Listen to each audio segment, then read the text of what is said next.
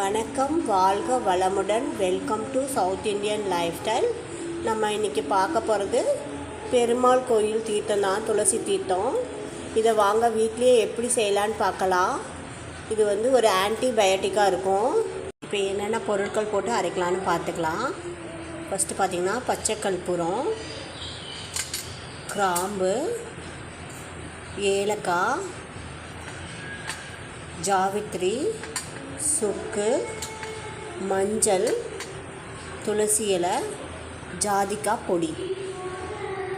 இப்போ இது எல்லாத்தையும் நம்ம மிக்ஸி ஜாரில் போட்டு அரைச்சிக்கலாம். இது பார்த்திங்கன்னா நம்மளோட உடம்புல இருக்கிற கெட்ட கிருமிகளை அழிச்சிரும்.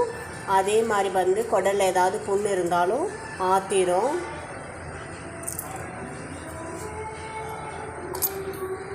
நம்ம மிக்ஸி ஜாரில் போட்டு அரைச்சி எடுத்தாச்சு.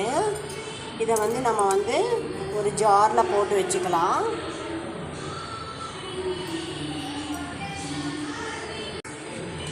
இப்போ நம்ம நல்ல தண்ணியை ஊற்றிக்கலாம். ஊற்றிட்டு இதில் ஒரு சிட்டிகை மட்டும் போட்டால் போதும், அதிகமாக போடக்கூடாது. அதுக்கப்புறம் துளசி நான் கழுவி வச்சுருக்கேன், அதில் 2-3 இதழ் மட்டும் போட்டுக்கலாம். இது அப்படியே 1 மணி நேரம் ஊற விட்டுலாம். அப்போ தான் அதில் இருக்க எசன்ஸ் எல்லாம் இறங்கும்.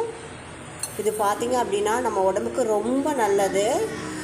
இந்த புரட்டாசி மாதத்தில் பார்த்திங்கன்னா எல்லா பெருமாள் கோயிலையும் இது கொடுப்பாங்க. ஏன் அப்படின்னு பார்த்திங்கன்னா சயின்டிஃபிக் ரீசன் பார்த்திங்கன்னா இந்த சீசனில் நிறைய பேர்த்துக்கு சளி, காய்ச்சல் அந்த மாதிரி வரும். அது நமக்கு க்யூர் ஆகும். ஸோ நம்ம இதை வீட்லேயே செஞ்சு, நம்ம கோயிலுக்கு போக முடியல அப்படிங்கும்போது இதை நம்ம வீட்லேயே சனிக்கிழமை, செவ்வாய், வெள்ளி செஞ்சு குடிக்கலாம்.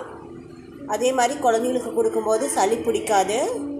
குழந்தைங்க இப்போல்லாம் நிறைய குழந்தைங்க கோயிலுக்கு போகிறதில்ல. இதை நம்ம வீட்லேயே செஞ்சு கொடுக்கறனால அவங்களுக்கு சயின்டிஃபிக்காக பார்த்திங்கன்னா நிறைய ப்ராப்ளம்ஸ் க்யூர் ஆகும்.